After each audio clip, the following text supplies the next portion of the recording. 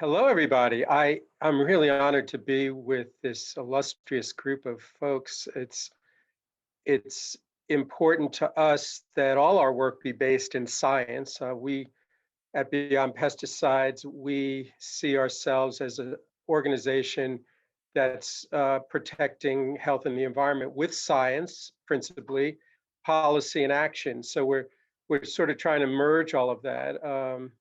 We were founded back in 1981 and bring together diverse interests from farming to residential land management to schools and parks and playing fields. um, and in that context we have been very engaged in organic, and I'll explain that, having started with a really big focus on integrated pest management back in the 70s and now moving into organic. um, I think my background is probably worth sharing. I served on the National Organic Standards Board from 2010 to 2015. So I'm looking at organic both from a practitioner's viewpoint as shared through that board experience, but also the science behind the management practices and the allowable materials. But as you've heard, I mean, this conference has brought together and reiterated, I think, the importance of Silent Spring Rachel Carson in sort of advising us that we need to take into account complex biological systems. And if nothing else, over the last day and a half here, we've heard about the complexity of those biological systems. And so she was very keen on alerting the public to the fact that throwing indiscriminate poisons at the environment was really not a smart thing to do. And obviously, she, as this quote indicates, she talked about these living communities. And that's what we've heard over the course of the conference. The interesting thing, which people don't often recognize, is she also advised us to make wider use of alternative methods. And this was right at the infancy, really, of this explosion into chemical intensive practices. One thing that has become clear in the last year, and we've heard it at this conference, is the importance of thinking systemically, right? We hear a lot about systemic change, whether we're talking about biological systems or we're talking about social systems. We understand that there are underlying conditions that contribute to problems that we're dealing with. So we really need to talk about whole systems. And if we're not doing that, obviously we're not going to, really address the problems. And some of this is referred to as structural change. Um, and certainly those that are in attendance here understand that that means we need to look at whole ecosystems. Now, in terms of both the experience of Beyond Pesticides and I think what we've learned over the last several years is that policy makes a difference, right? We can't just avoid policy because it allows and legalizes use of materials, poisons. It funds or doesn't fund transitions and support for water quality or organic. But we've learned that science matters, and this conference is a reaffirmation or an affirmation of that, certainly.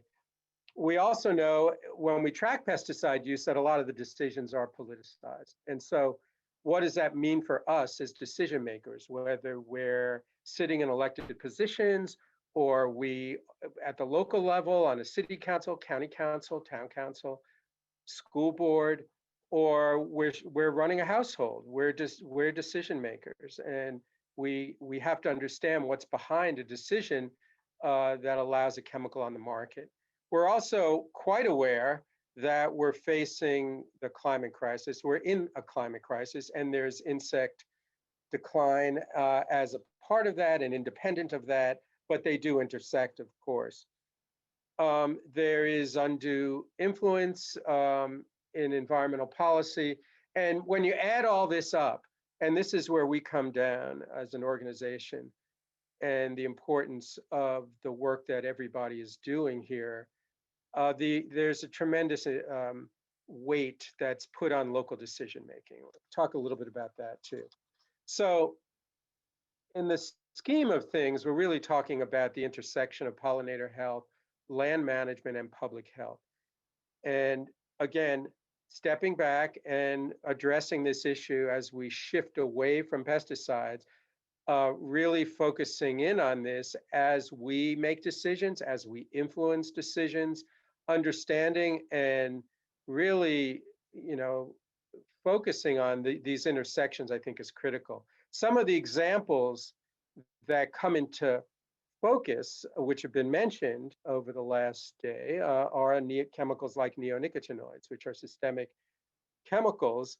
And yes, they affect bees, managed bees, native wild bees. They affect pollinators across the board, certainly.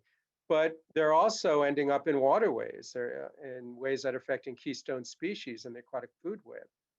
And when we talk about glyphosate, we're talking about a chemical. Yes, that's an herbicide, but it's also patented as an antibiotic.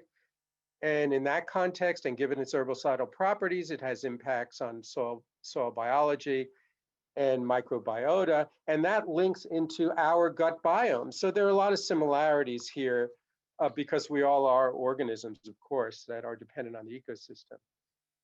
And again, the science underlying this is so clear. The 2019 UN report on climate change found that agriculture and forestry is a significant net source of greenhouse emissions. We know, of course, and in addition to this, we know about not only the nitrogen, we know about the carbon, but we know about nitrous oxide coming off of nitrogen fertilizers. So the whole system is contributing to greenhouse gases. And the report also found that all these chemicals, from the herbicides, insecticides, fungicides, fertilizers, disrupt microbial communities. So the data is there and prevent the kind of carbon capturing that we want to see in a agricultural or any soil management, land management system. The data is there, it's clear. The question really for us is, how are we going to transition and how quickly can we transition? So we read about the insect apocalypse back in 2019 in the New York Times cover story in the magazine, which really popularized this concept that we're seeing this dramatic decline in biodiversity, which is ultimately threatening our basic needs as humans as part of that ecosystem. But when we're talking about pesticides, I'm going to step back here a little and talk about, well, what are we talking about when we talk about pesticides? We're really talking about a formulation of materials. And if you pick up a pesticide and look at the label, what you're going to see are active ingredients, inert ingredients on that label. Sometimes they're called other ingredients. And the vast majority of those ingredients will be other or inert ingredients. I mean, sometimes the active ingredients are, 0.5% or less of the total formulation. So we really need to know what's in these mixtures when we make informed decisions, but we don't know because inert ingredients are considered proprietary information and not disclosed on the product label. So we call them secret business information.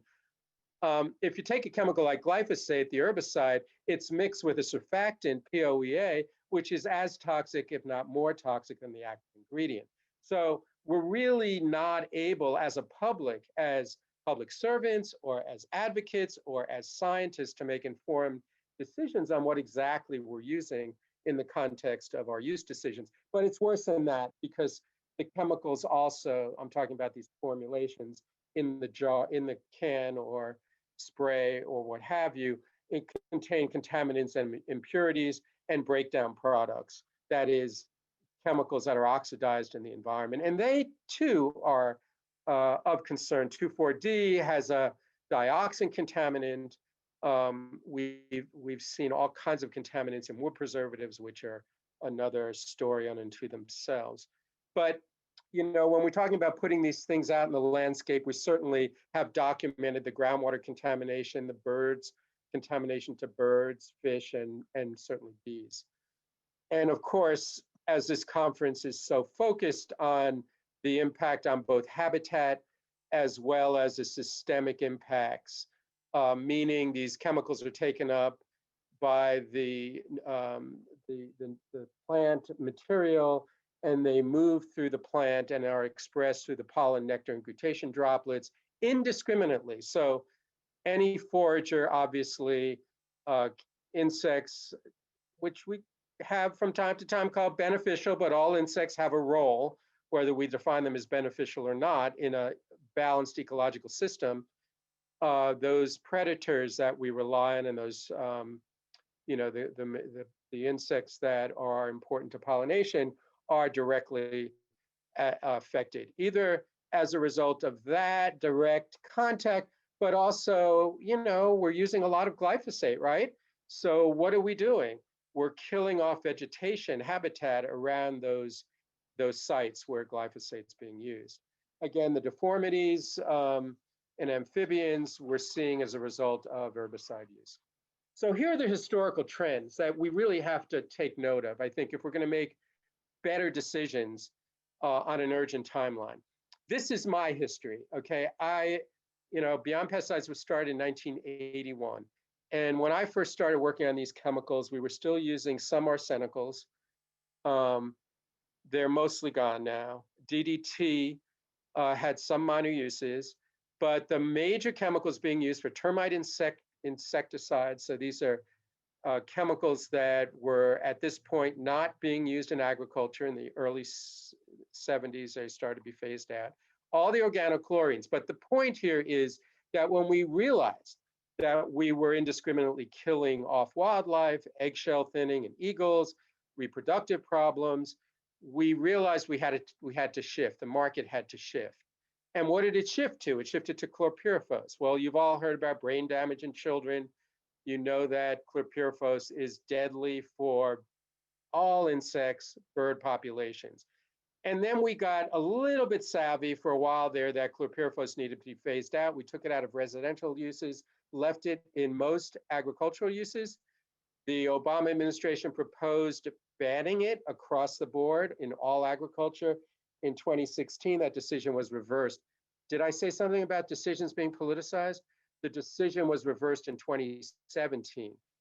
But we thought we were doing something better. We really did. We thought we were making progress. We were moving from organochlorines to organophosphates. Well, that didn't work out too well. So we moved on to other chemicals. By the way, we call this whack-a-mole. So we are moving now to the neonicotinoids. This was a great breakthrough. You know why this was a great breakthrough? Because we basically found a chemical that we didn't need to spray. We could treat seeds, it could move through the vascular system of the plant, and it could become a pesticide. The plant becomes the pesticide, right? Same with PIPs, these pesticide-incorporated protectants, pesticides in plant material like Bacillus thuringiensis, also genetically engineered in that context. And we moved, away from 2,4-D and the triazines to some degree, still use a lot of it. And we thought we were doing a great thing by moving to glyphosate. And so we have a problem. And the problem underlying this is that we're trying to engage in product swap. We're trying to use new materials in systems that are not looking holistically at the ecosystem. And we've done that and repeated that mistake over and over and over again. So this is our problem here. The underlying statute that governs the introduction of these chemicals. FIFRA is based on really a risk assessment system. There are all kinds of problems with risk assessment. But, just from the standpoint of, do we need these materials? Because I've spent the better part of my life looking at efficacy and essentiality of toxic chemicals. Whether we're talking about a disinfectant used for COVID, when we have green chemistry and we're using quaternary compounds, or if we're looking at a chemical used in agriculture, is there another way to manage that pest without both, and I'm talking about both a practice and a product, without the use of this chemical? And EPA simply does not look at essentiality, meaning it doesn't look at whether the chemical is really needed. Is it essential to productivity and profitability? We also know that we don't get very good information on the label.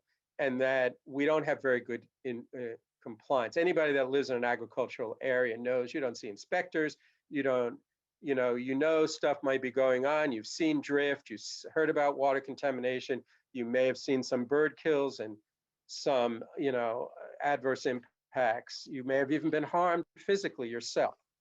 And then to make matters worse, we have these experimental emergency use exemptions, which is no holds bar. You come in with an emergency, a predictable emergency, meaning you have finally met your match. Resistance is kicked in. That weed is resistant. That insect is resistant, and you have no other choice. You need to grab for that pesticide that is not yet registered, but the pesticide salesmen are out there telling you it will work, even though it hasn't been registered yet. And you just need to go to the governor and ask the governor to file a pesticide exemption under the emergency exemption clause of FIFRA. So it gets worse. And all of this is to support a structural system that has not questioned the systemic failure of the system to prevent the pest problem. So the complexities are broad. This is what I'm calling the risk assessment failures. We don't have opportunity right now to go through all of these in details, but it's a mixture of mixtures, meaning we live in the toxic soup. We're exposed to all kinds of chemicals in the environment. We're taking pharmaceuticals and exposed. This is something has become sort of popularized now when we talk about comorbidities. Comorbidities with COVID, meaning you have a respiratory, immunological, or neurological pre-existing condition. You may have asthma, and then you are vulnerable to COVID. You are in a higher risk category. Well, the same is true in the environment. You have a vulnerability in the bee population. Varroa mite is going to be more effective in attacking that hive. So we've weakened the organisms, we've weakened the ecosystem by not doing comprehensive analyses of the materials we're putting out there. And we're also not looking at all the endpoints. We still do not have a system at EPA for looking at endocrine disruption, which is criminal given that the endocrine system is the message system for all our organ systems, whether we're talking any kind of organism. So we need to know if minute doses of a chemical at critical windows of vulnerability are having adverse impact. If anybody ever says to you that the dose makes the poison, and don't worry about it, we've only used 1 ounce per acre of a sulfonylurea or something like that, or whatever it is, you say to them, yeah, but it hasn't been tested for endocrine disruption, and endocrine disruptors defy classical toxicology because they're not related to dose, they're related to timing of exposure and critical windows of vulnerability in the lifespan of the organism. So we have that information and not known, and then we have uncertainties, meaning we really don't know what the impact is on the elderly population, on young people. We don't have adequate information. So you know what? We slap an additional margin of safety on that, and that makes us feel good. But I always tell EPA, 10 times 0 is 0. 10 times 1 is 10. You don't get very far. You don't get very far when you don't have complete information, is my point. So here we are. What do we do about all this? Which is why I think Lori invited me, but I had to give you that background. I apologize if you know this information, but it is so important to both the urgency and the importance of meeting this moment. We happen to be in this moment in history when we can take on these existential crises. It's up to us. So we have to understand the structure we're dealing with, the built-in dependency, the failure of the laws that govern that structure, and ask ourselves how we're going to move away from that. And the science presented at this conference is helping to inform that. So of course we need to work with nature. It was mentioned earlier, ecosystem services. So it's being a little, anthropomorphic, but not necessarily, because organisms depend on each other. We're an organism. We want to work with nature. We want to recognize the benefits of that nature gives us. And so soil, I love the presentations on soil. Healthy soil is teeming with life. We've heard that. When we use chemical fertilizers, we injure microbial life. We heard that. We also heard we should be concerned about animals, not just microbial life in the insects and soil organisms in the soil. And that we have to understand, and this was mentioned, and empower the soil food web. If we are ignoring the soil food web, then we are missing our opportunities here. This is how I got into organic. I started traveling around the country talking to small farmers and farm workers in the late 70s. And my goal, and it was funded by EPA, was to figure out why they were being poisoned, why the clinics in Central Texas and Central Florida and the Salinas Valley were seeing pesticide poisoning in their clinics, and what was going on in the fields. At that point, EPA had one page in the Code of Federal Regulations: do not re-enter the fields until the sprays have dried, or the sprays have settled, and the sprays have dried, and the chemicals have dried, which was not a toxicological standard. And so we collected this data, and we talked to farmers along the way, and that was my real first direct experience visiting with organic farmers who came to these meetings and said, my fields have been poisoned by my neighbors. I've seen phytotoxic damage to my crops. I'm seeing bird kills, bee kills, and all the rest. So after bringing, we brought all the people along the way that we met back to Washington, D.C., had congressional hearings, said there's something wrong with FIFRA, really isn't working. Hear from these folks that are out in the field. But we also want you to hear from some organic farmers, because pesticides are under the jurisdiction, like in Minnesota, of the agriculture committees. And so, yeah, there are other committees that dabble in related issues like water contamination, air contamination. But in terms of registering the pesticide, it comes out of the Ag Committee. And so here we were talking to the Agriculture Committee about organic systems. Now, in those days, no one wanted to use the O word in the Agriculture Committee, because what would one lose if one walked in the Agriculture Committee and said organic? One would lose his or her credibility. And so, being young and naive, I said, I'll do it. So I went in there and said, we need to move to organic. And about a year later, we introduced the Agricultural Productivity Act, which funded the LISA program, Low Impact Sustainable Ag, which then became the SARE program. And our vision was that we needed to change the culture at USDA. Not easy. So we moved that along. That finally passed. We got that program changed. It originally was called, by the way, the Organic Farming Act. We changed it to the Agricultural Productivity Act, and it passed. And then in 1990, about a decade later, we passed the Organic Foods Production Act. Now, in that act, we turned FIFRA on its head.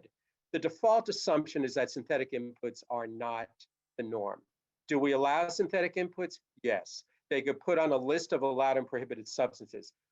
How's that? Well, they must be compatible with organic systems. What does that mean? That means they may not have adverse impacts on health and the environment. Who makes that determination? The National Organic Standards Board makes that determination. What's the National Organic Standards Board? That's a board of 15 stakeholders, the majority of which are farmers, consumers, and environmentalists. A federal board, the majority of which are farmers, organic, consumers, environmentalists. Can that be undermined by a Secretary of Agriculture? I did mention something earlier about a politicized system. Yes. Can we control that as activists, as advocates, as scientists? Yes. We can have tremendous influence, i.e., I was appointed to the National Organic Standards Board, believe it or not. So the point is that that list, and here's the crux of the matter: outside board, stakeholders, invested in organic, understand biodiversity and its importance. That board allows materials on the national list. The Secretary of Agriculture may not put materials on the national list that are not approved, or recommended is the word they use, by this board. I mean, that's extraordinary. So That board is incredibly important to this movement. So when the NOSB sat down in 2000, early 2000, and they defined organic, listen to what they said in 2001. I mean, Rachel Carson already told us this, but here's a board. It's a board empowered by the U.S. Congress, an ecological production system that promotes and enhances biodiversity, biological cycles, soil biological activity. This is federal law, emphasizes the use of management practices and the preference. Goals are met where possible through cultural, biological, mechanical. Now, here's the other element that is so critical. We put in the law an organic systems plan. What's that? Well, it's really a crop production farm plan.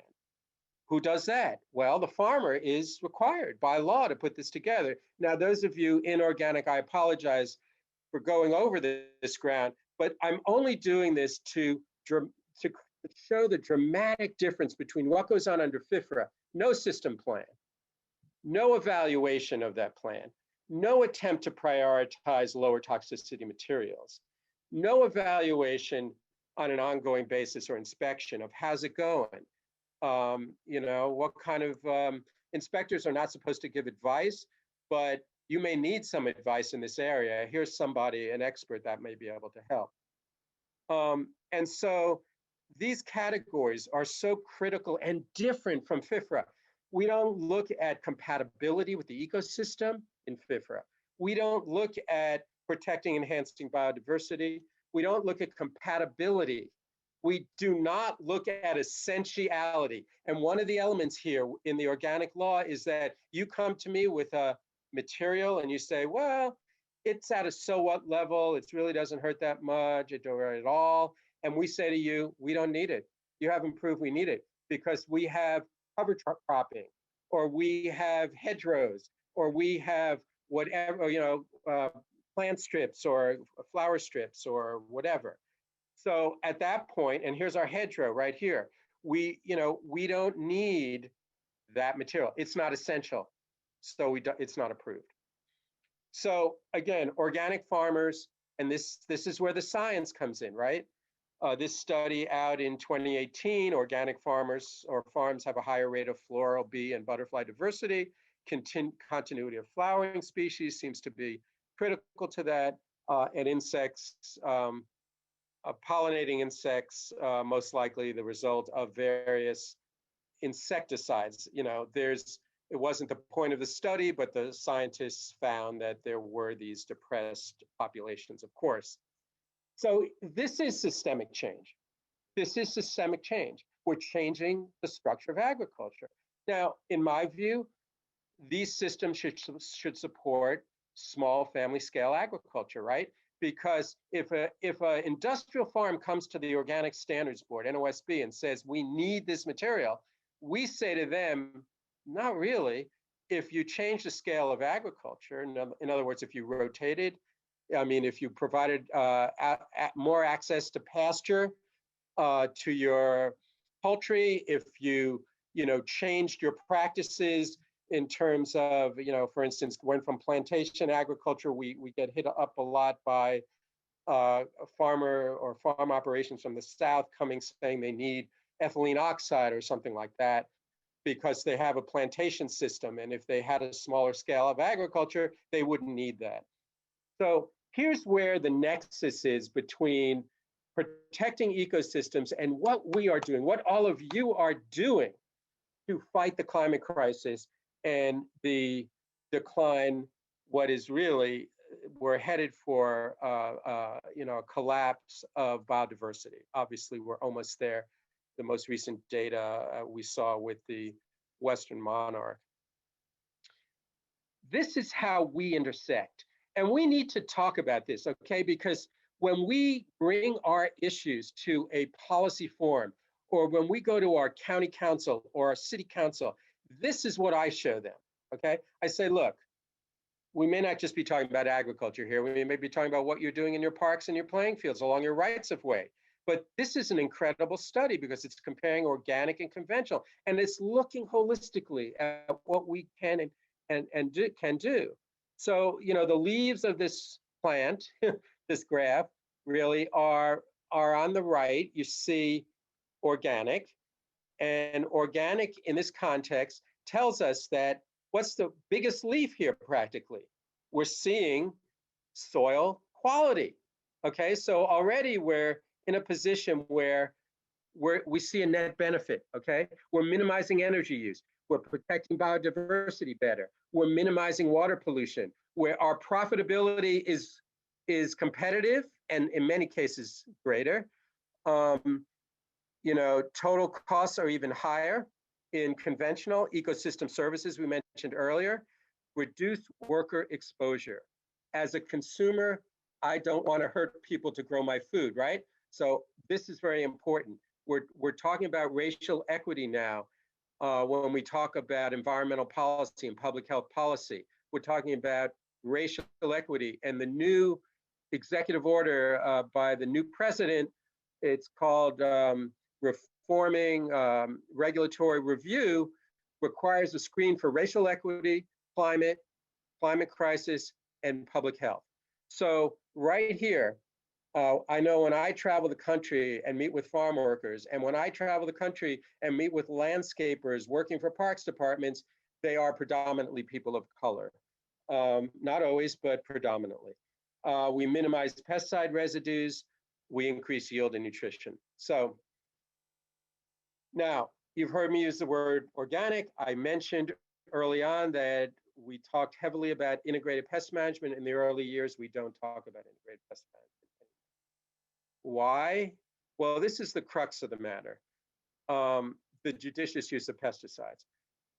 IPM is a great tool for decision making. In fact, sometimes we call it organic IPM, because IPM does everything we want to do as a decision-making process. It says we should monitor. It says we should adopt cultural practices. We should use biological controls. Its Achilles heel is the fact that it doesn't preclude the use of any material, period. Well, you could say, well, it should. Yeah, you could say that, but it doesn't. And you can walk onto any farm in the United States, North America, around the world, and that farmer, if they're not organic, will tell you they're an IPM farmer. They're using glyphosate, they're using genetically engineered crops, herbicide-tolerant crops, they're using, whether it's dicamba or glyphosate or enlist duo, it's drifting, causing all kinds of strife in the rural communities. I don't need to tell you that, you see it, you live it. So we have this term of art, which sounds nice, judicious use of pesticides, but it's meaningless because anything can walk through that definition, walk through that door. So no definition required, no systems plan, allowed pesticides, no restriction, this is key on fertility practices, no oversight, enforcement, or inspection. So we really need to rethink how we use IPM as a tool for moving away from pesticides. And I implore everybody, whether you're into organic or not. I've heard organic used throughout the conference, so it warms my heart, you know, to be moving in that direction. We also, at the same time, we do need to take steps, but we only need to take steps with the whack-a-mole thing, okay? We're gonna get rid of chlorpyrifos, get rid of the neonicotinoids, we're gonna get rid of this, we're gonna get rid of that.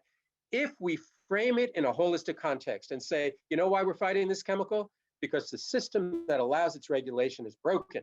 And the structure of agriculture in which we're relying to grow our food and to manage our parks and playing fields is broken. And so we will go ahead and we will, I call this, and I put this in the bucket of mitigation measures. We're trying to make a little improvement here to deal with crises that we're hit with. But if we rack this up to a victory and tell the public and the press we've saved pollinators because we got rid of neonicotinoids, no, we haven't, unfortunately. Anyway, we put this bill together, which creates a pollinator protection board, 15 members. Does that sound familiar? Yes, it is. It's patterned after the Organic Foods Production Act. The only problem is, because of the politics, we didn't change the standard. This simply requires that the board has authority. The board doesn't recommend that these chemicals, which are hurting pollinators, stay on the market. then they come off. This could be replicated, and we're trying to replicate it in every state legislature. We need to bring the farmers in, the beekeepers, organic farmers in, the beekeepers in, the environmentalists, consumers, and scientists. We represent the science. We represent the policy that we need.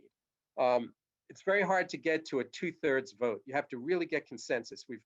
We've heard all about that in the US Congress. It's not easy to get to 2/3. So we're taking that concept and saying, to allow toxic chemicals, you should at least have concurrence among 2/3. That's the least we could do. So here's what we're doing. I'm going to finish this up here. We're taking these concepts. We've worked in agriculture. I think agriculture is well on its way. We just have to really ramp it up. Ramp it up. We've got to move to organic agriculture 100%. We just put it on an action alert. I want to see it in 5 years. If we can have as a national criteria or national goal, getting rid of the fossil fuel engine by 2035, 2050, Toyota said they're getting rid of the fossil fuel engine by 2035. Why can't we have a goal to get rid of these materials by 2035? I know we can do it in 5 years. We can do it if we want to, okay? This is what we're doing now, and we don't have time to go through all the details, but we're going into communities and we're taking these concepts. It's an opportunity to educate on people relating to their food and how it's grown, but also relating to their kids and what's going on the playing fields in the park where they're playing, and how does that relate to the ecosystem. We start looking at their soil, we're looking at basic chemistry, but here's where we teach about the soil food web. You've heard about soil biomass during the conference. We explain the feed to soil approach, supporting microbial activity. We explain the detrimental effects of synthetic fertilizers, not allowed, by the way, banned in organic. And then we talk about all the cultural practices. Then we do pilots to, in many cases, to get people to feel comfortable with the tools that are available in the marketplace, the practical, the cultural, the practices, sorry, and the products. And then we incorporate this codified into law. And what do we do here? What do? We take the standard. So this, the first thing we get when we go into a community is, I'm not a scientist. I can't second guess EPA. I don't know what USDA is doing. And we said, it's very simple. You don't need these chemicals, and USDA has already done your work. They've come up with a list of allowed materials, and incorporate that into your local law, incorporate that into your state law, and then you can go about the business of managing the ecosystem and protecting pollinators. And so this is critical. Now, one of the very important things I should have mentioned when I talked about the organic foods law is that we in the organic community talk about continuous improvement. We built this law so that we, the people, can petition that NOSB and say, if we find a chemical, and we're working on one right now, that we think is not needed. It may have been needed in the beginning of organic. It's not needed now. It can harm bees. And we want to take that out of the allowance of materials in organic. So we're reasonable people, right? We put an advisory committee together at the local level. We allow for some waivers under public health conditions. We allow for some exemptions. We try to get golf courses out if we can. We stay away from disinfectants in the context. This is all related to ecosystem management. Golf courses is a very difficult nut to crack, although in one community, in this one in South Portland, we were able to get all the public golf courses in. Over time, what's happening is these communities are coming back to these laws, and when they see the success of their own programs and going broad. South Portland, Maine just did this with a ban on synthetic fertilizers after they first adopted the USDA organic list. Overall, we're in 155. We've touched on 155 communities across the country, and I think one way to sum this all up is to say that we are in many ways talking about a precautionary approach, a precautionary principle. And although that is a word that is the third rail in many contexts, it is not in Europe, as you may know. And it was in 2016 adopted by the US Fish and Wildlife Service. And they came to understand through the neonic story, and this is my drilling my point again, through that story, that they needed to focus on precaution because of what had happened with neonicotinoids. Wasn't tested on, on bees. It wasn't adequately managed through the regulatory process. And it was a prophylactic use. It was a preventive use. And they wanted to switch out of that when it came to wildlife management. Now, they're not so quick to do that. When it comes to agriculture, there are agricultural fields, as you probably know, in U.S. Fish and Wildlife lands. But this policy was reversed in 2017 after it was adopted in 2016. So we have a lot of work to do, but we have all the tools. We have all the tools. We have so many models around the country. Every organic farmer wants to share their experience. Everybody that's worked in a community has been successful, wants to share their experience. And so kudos to you all for having this conference and bringing this science. These are all empowerment tools so we can move away from our dependency on toxic chemicals. Thank you. Thank you, Jay. That was so much information delivered in a really digestible way, and it makes so much sense. So we're fortunate to have two important experts on pesticide effects here with us. We'll be having an extended question and answer period with Jay, who just spoke from Beyond Pesticides, and joining us now, we are welcoming Dr. Vera Krischik. She's an associate professor and extension specialist at University of Minnesota. She's the founder and principal investigator at the Center for Urban Ecology and Sustainability, called CUES, which strives to educate landscape professionals and residential landowners about ways to embrace environmental stewardship. And she also leads the pesticide certification program in Minnesota. So we're very happy to have you. Hi, Vera. Hey, Lori. Hi, everybody. Hi, Jay. Like your Hi, talk. Vera. We can hear you and see you. So I'm going to stop my video. And let's see, we're going to spotlight you two. So we have some questions already accumulating here. Vera, I'd like to start with you, and then I'll just throw it out to the two of you to both answer or choose. But can you comment on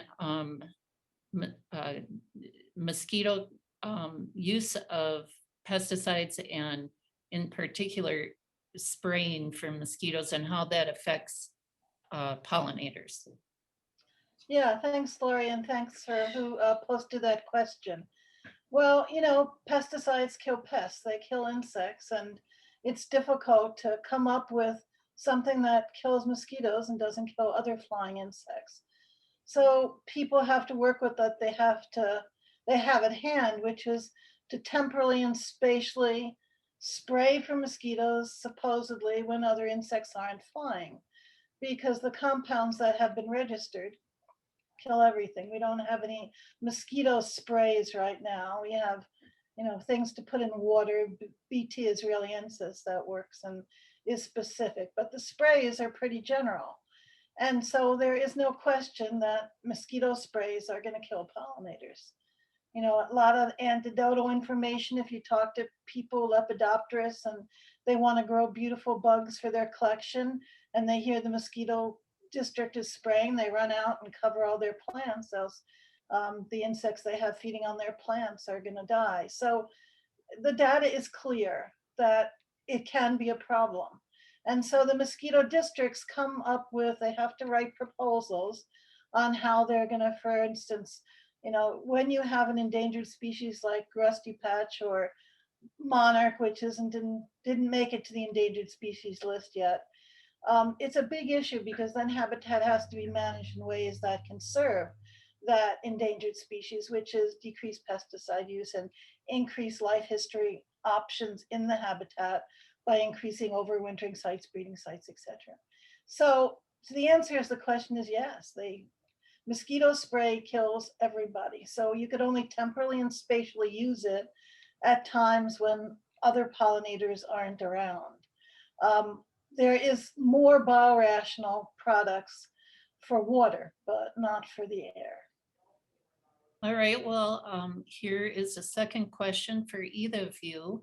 If you're aware of there was a study in 2019 by Jonathan Lundgren and some others on the effects of neonicotinoid insecticides on captive white-tailed deer. And now the DNR in Minnesota is just about to release their results on a deer spleen study and neonics. What could the results of these studies have on the work that we're doing to remove neonics from the landscape in terms of neonics present in a large mammal? So I'd like to add to that, because the LCCMR also funded a project with the Raptor Center on looking at pheasants, and the same kind of idea at stations. They would collect organs from the pheasants, and they tested those, and they found very high percentages, just like in deer, of neonicotinoids. And clearly this is an off-use issue, because you're not in those habitats supposed to be spraying these insecticides. And so they're coming there by wind, drift, or of water. And so it is an issue. And it will help people realize that pesticides are not staying on their target site, and that there has to be more efficient ways, and there has to be regulatory action to make sure pesticides, when they're used, do stay on crops and don't move into the environment. So it is only helpful to show that pesticides are moving off-site. And we know there's other papers on neonics and captive deer and how it affects different organs, especially sexual organs, development of sexual organs. And, so there are ramifications of 60% or whatever of Minnesota deer spleens having neonics. What I've seen so far, I haven't seen the levels, but I don't think that's the point. The point is it shows it's out there. Yeah, of course, I agree with everything Vera said. This has been a perennial problem, a consistent problem, I should say, with pesticides, in that they typically don't stay on the target site. And we've struggled for so many years to try to figure out ways to ensure that they do. The original thinking with so many of the chemicals, including chlorinated hydrocarbons, organochlorines, were that they would bind tightly to soil particles and not move. And of course, that didn't play out very well in terms of the reality on the ground. And so, EPA put the neonicotinoids out there, and now we're seeing these non-target impacts. We saw it very clearly with waterways when the US Geological Survey found neonic contamination in water bodies, and then EPA went back and started to look at whether it had adequately evaluated keystone species in the aquatic food web, and found, lo and behold, they ignored some of the basic, mayfly larvae was the example they used, and the allowable levels were killing the larvae. So, and this is after the chemical was out in the environment already. So I think these things start to add up, all these non-target impacts. And yes, when you get to the mammal, it's something people can relate to. Although I think, I've seen a lot of good movement on bees, and people really do care and relate to that. So it's all part of creating movement and, consumer and public advocacy around it. So I have to add to what Jay's saying by saying it is really important, like what Jay was talking about, their work with the organic movement, and now they're trying to come up with a better way with pollinators to enforce policy. It is really important at different levels to create structure, to create policy, or to create information that is then used for policy, because it's what we need to help citizens in a democracy come to their own conclusion. And I think people nowadays are much more willing to accept that some of our management practices that we've done in the past, although based on science, maybe we're missing measuring the right things, or in terms of water quality, keystone species, the concentration, the benchmark as they call it, was wrong, and they had to lower that benchmark. But I think the advocacy that Jay does is so important because, you know, you have the chemical companies pushing for agriculture, they have their lobbyists, but without all our different NGOs and environmental groups, we don't have lobbyists to say, maybe there's a different way to look at this data. Maybe, you know, we can both grow good quality food, but also protect the environment. And I think like the Montgomery County, Jay puts that up there as an example, but I think that is really important because then people can implement it in their own county. So I really encourage any groups in Minnesota who want to take legislative action to start creating websites, information so people can come to their own conclusion using other programs in the state, international, to say, here's some options. And, you know, lawn care is, Jay was hitting on this a little bit, lawn care is a perfect example. You know, reduce the neonics in lawn care. You know, we don't have organic products for lawn care, but we certainly can say, as somebody spoke about earlier, about sustainable lawn care, and give people options so then they can go to their people that they hire or their city and say, hey, you know, these programs exist. I've seen the information, I've seen the policy, let's implement this here. And so I think that's the only way to help people, citizens, groups implement change is by having structure. And I really encourage Jay to continue at the national and local level with creating structure so people can then use it for their own needs. And the neonics, I mean, we've come a long way when the European Union banned them finally, and a lot of the cases that were brought up as exemptions, the European Union said, no, we're still going to keep it banned. That set a precedent around the world that, yes, not only science says neonicotinoids have ecosystem effects, but that some political group is going to go with the science instead of against the science. And I think that speaks volumes then for American policy. So I encourage this basic use of science and the fact that science is an iterative process. We didn't plan to use DDT and kill off the natural world. It was just something that people didn't really understand at the time. But once some vocal, again, we say policymakers, by writing a book, bringing it out there to people observed it themselves and had a structure to evaluate it, they could come to a conclusion. And I think neonics are going that way. And even the chemical companies, the big product Grubbex, which is used for lawns, it has a very bee-friendly product in it. So I think the system works. I don't want people to give up. I want people to spend more time. When you retire and you say, what are you going to do? They'll become an advocate for the environment. Thank you, Vera. I have a question here for Jay. Can you give some advisement on how to deal with chemical companies and their bank accounts and influence, and maybe give an example of a situation you've encountered?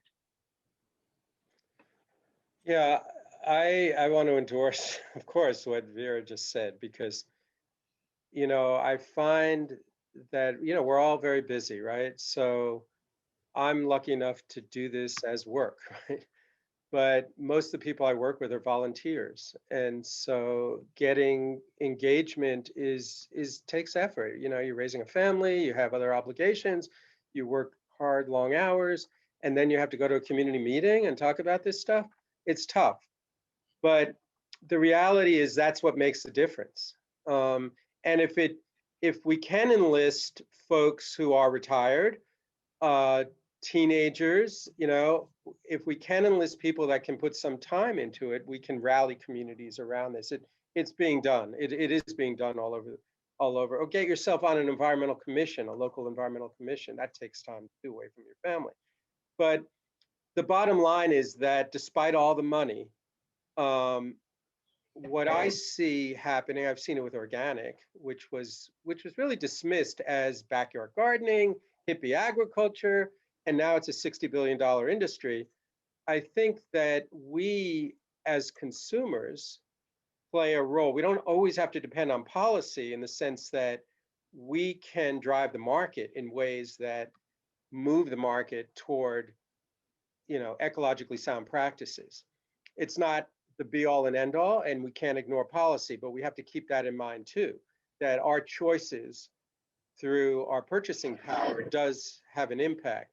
I mean, I first started working on chlordane. Chlordane was used as an insecticide. Velsicol was not going to give up on chlordane. It was they treated virtually every house that was treated for termites in the United States. They didn't want to give that market up.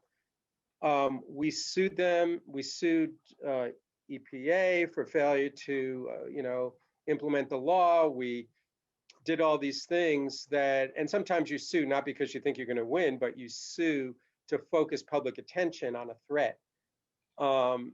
A lot of lawyers won't do this because they're looking at the likelihood of success, and I'm looking at an opportunity to educate the public, because what happened as a result of that suit is that the chemical company voluntarily withdrew from the market. There was just too much pressure in the marketplace, too much bad press. So I've seen that over and over again. But again, that's a chemical by chemical approach. And we can do that, but we don't have enough lifespans to take on all the materials. So when we do that, we have to explain to our local elected officials, to our members of Congress, that this material that we want you to ban is symptomatic of this structural problem that we've been talking about. And we need to change the system. We need to provide the resources. We need to provide the expertise. We need to help move the structure away from chemical dependency. I hope that answers it. I am actually a very optimistic person when it comes to this, because I believe that, if we really exercise democracy, which sometimes we get frustrated by, we can prevail. I've seen it in community after community where the lobby for the chemical industry will show up in a county or a township where there are 1,500 people, 700 people voting. They fly somebody up from Washington, D.C. because they don't want to see change, they don't want to see a bad mark against their products. But when the community that's engaged sees that, they push back. When the owner of the hardware store read about neonics and its impact on pollinators and saw the chemical company in his community, he pushed back.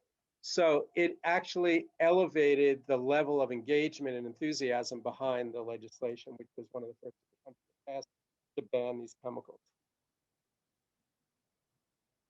Thank you, Jay. I have one for Dr. Krischik. In your recent research was cited to support legislation. Can you talk a little bit about the pesticide drift study you recently completed? Yeah. So we did two studies, one with corn and with potatoes. And again, I did this because I got calls from people who did restorations about brown potato fields. And they said, well, we did these fantastic restorations. It's 5 years. We have no bees. Why? And so they suspected it was drift from aerial spraying on potatoes. So, things take a while. So we got this survey going. And if any of you have, know somebody who goes to corn and talks to them about it, corn is a grass. Grasses don't need as much water as veg crops. Once corn starts to tassel and some make a head, they don't need much water. They kind of sit there and use what they have.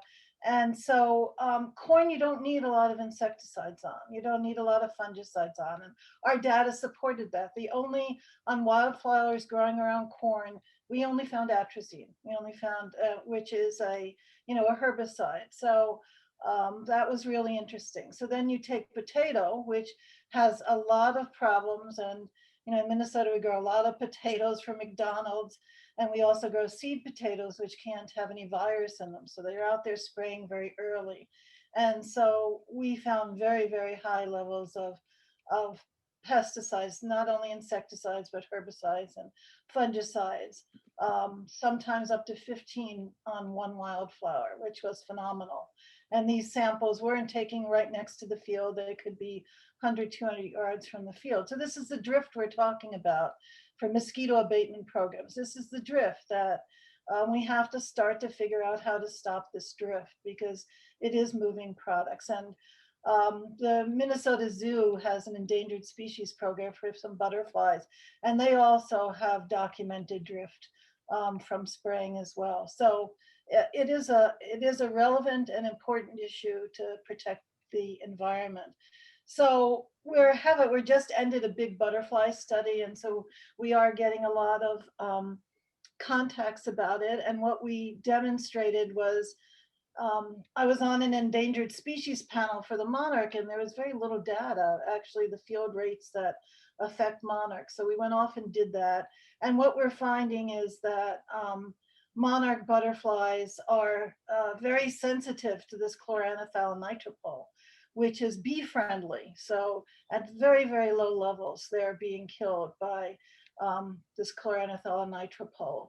So that is helping us give information for people who manage bee lawns, where you want to have some leps using your broadleaf flowers that you put in there. So we've come up with a lot of relevant information to summarize that drift is a huge issue. And you're getting drifts of up to 15 different pesticides on one wildflower. And every wildflower had drift on it.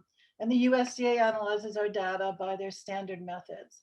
And then the second part is that this bee-friendly pesticide that we were talking about that's replaced imidacloprid and Grub-X for lawns for Japanese beetle is very toxic to leps. So that's going to be an issue for monarch larvae. And then what we've also looked at is we're trying to figure out field relevant dosages, what is out there. And I think the take-home message of this study is that when we talk about pesticide toxicity, and I can say to you, for instance, spinosad, which is used in organic production, its LC50 is for bees is high, meaning it's not very toxic, okay, when it's dry. And so it's a really good product to use for managing in landscapes for bees, spinosad. So it gives us these LC50s, give us a table that we can look at the relative toxicity, and I can then recommend to different growers or to consumers what pesticide to use in their backyard, okay? But what we're finding is that really doesn't relate to the field relevant dose in the field, because when a larvae chronically eats a leaf every day, and so it accumulates pesticides that knock out receptors in the larvae that would protect it from pesticides, some kind of inducible defensive system where they can detoxify pesticides. What we find is that the dose gets really much lower.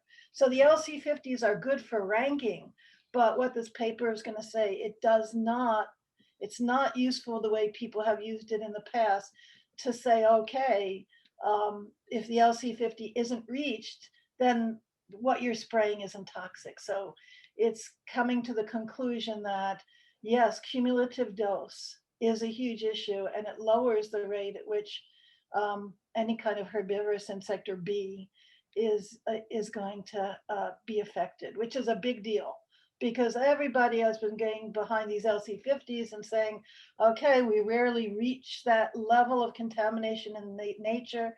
And so, no, the bees and butterflies aren't affected. And what our data is saying, wait a minute, the system is not being used in the appropriate way to be able to evaluate whether a spray in the field is killing a butterfly or bee. You have to have a chronic study. And the chronic studies for us for, let's say, clothianidin, which is the common neonic used in agriculture in the Midwest, it's a seed treatment. It's 100 times less that will kill or will affect the development of a monarch larvae than the LC50. So it's 100 times less of the compound of the toxic chemical of clothianidin that will affect larval development in a monarch than what people have been citing. So that is something, I didn't discover this, I'm just doing research from my colleagues who have suggested this in the literature over and over again. And so the big issue that this paper will address is cumulative exposure. And the idea is that LC50 gives us a relative way to look at pesticides, but it really doesn't tell us if it's going to affect the life history of, the beneficial insect. That was a lot of words there, but was 4 years of work, so it ends up being a lot of words. Yes, important, and congratulations. We've got about 5 minutes and a lot of questions, and they're really super good questions. So, Jay, I'm going to throw this one at you, but feel free to jump in, Vera. Is there any attempt to get nursery stock growers to clearly label neonic use or label? What's the word? Yeah, label, disclosure on the product label of materials that are used. Yeah, that would, there are a lot, this is sort of happening at the state level. It's very unlikely that, I can't imagine Congress would allow or do something like this because, they typically rely on their administrative agencies to make these determinations. But I think, there are exceptions to that rule, and neonicotinoids have really generated a lot of concern. And so there could be a bill that required labeling. And I think this has been tried. I believe Minnesota did have a labeling provision in, correct me if I'm wrong, someone out there. And other states have tried to do that. Of course, the manufacturers fight back because they don't want their product differentiated like that in the market. But that, again, it's like I was saying earlier about how do we use the market?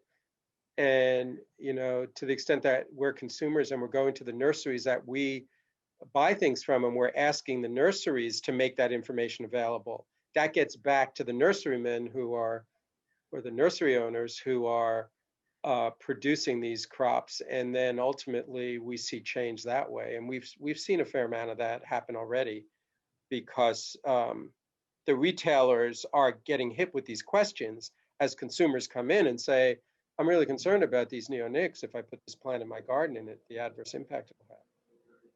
So I want to add to what Jay said. There's also pressure from the growers themselves nowadays because of worker protection standards like Jay was talking about. So we have some pretty good worker protection standards. So when an individual is in a vegetable crop or in a nursery or greenhouse, there's laws on what pesticides can be used and how early you can re-enter the area. And so that, if it takes a long time to get it back in an area, it reduces productivity. And so I run a program for the last 10 years where we talk with growers, and we're trying to get them to use biocontrol agents that they can release for pests, and then also use biorational pesticides that usually have a much lower toxicity, or they degrade much faster. So they degrade in a few hours. So there is now pressure from both sides. So the growers themselves want to move towards more sustainable management. Again, I can't use organic because there's not organic pesticides registered for urban environments, so I have to use the word sustainable. So there is a push now from the growers too. So it's not only from the consumers and the people who want to protect pollinators, but the growers themselves are realizing that if they can get biocontrol to work in greenhouse nursery, then in the long run, it's going to save them money and time. So it's really, I think Canada has the statistics for Canada is in 5 years, 70% of their growers switch to biocontrol programs to save money and save WPS issues. So I'm really kind of positive about this. So I think there's pressure now so that maybe it's not going to be such a damaging issue for growers to say, well, I haven't used a neonic, because certainly the EPA has registered many alternative pesticides that aren't neonics that are going to work very well. But I think the growers needed the information on how to implement that. And again, it's, if Canada develops these programs and can say that their products are being produced without neonics, a lot of American growers say, well, why can't we do that? So I think it's a better atmosphere than it was 5 years ago for some legislation that takes into account the economic needs of growers for it to maybe come about. Thank you, Vera and Jay. Jay, I have I'm going to start with you on this one. Can you comment on the ethanol plant in Mead, Nebraska, which used the pesticide-coated seed Yeah. for ethanol?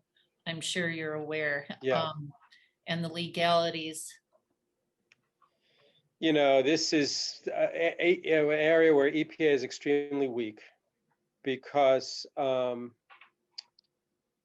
you know, there's a saying under FIFRA, the label is the law.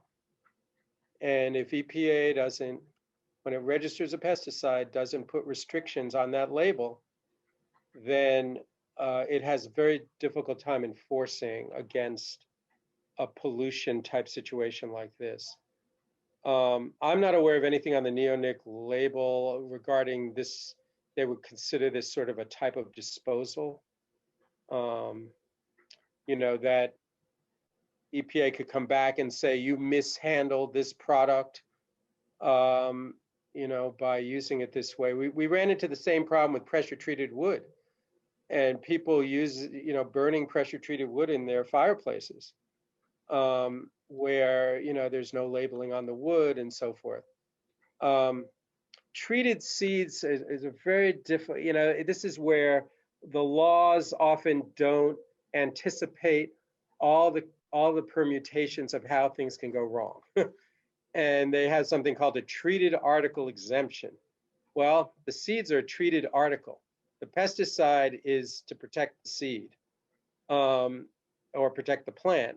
The pesticide isn't, they're not, and then the plant becomes the pesticide. So there's this sort of, EPA does this dance around the limitations it can and cannot do or issue with the way this pesticide is used.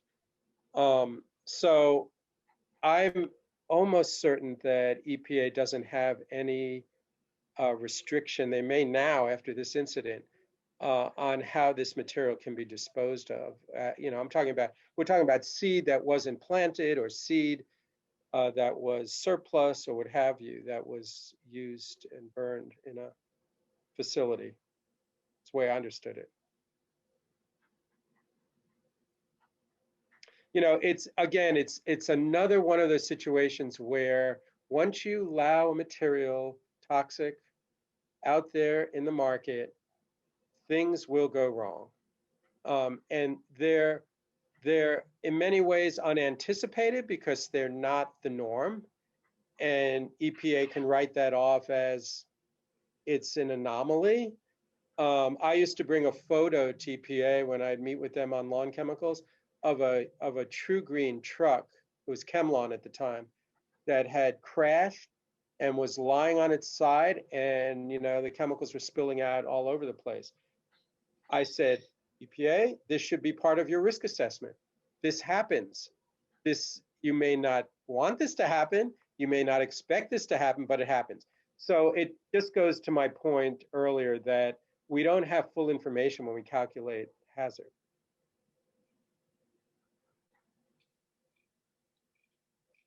Thank you, Jay. I think we're, and Vera, thank you very much for being here with us today. This was very important information for everybody to have. And we shared your email addresses on the website for the summit. So if people have more questions, and they do, I hope it's okay if they email you directly. And we are going to move on to our next presentation about conservation of fireflies. So again, thank you very much to both of you. Thank you.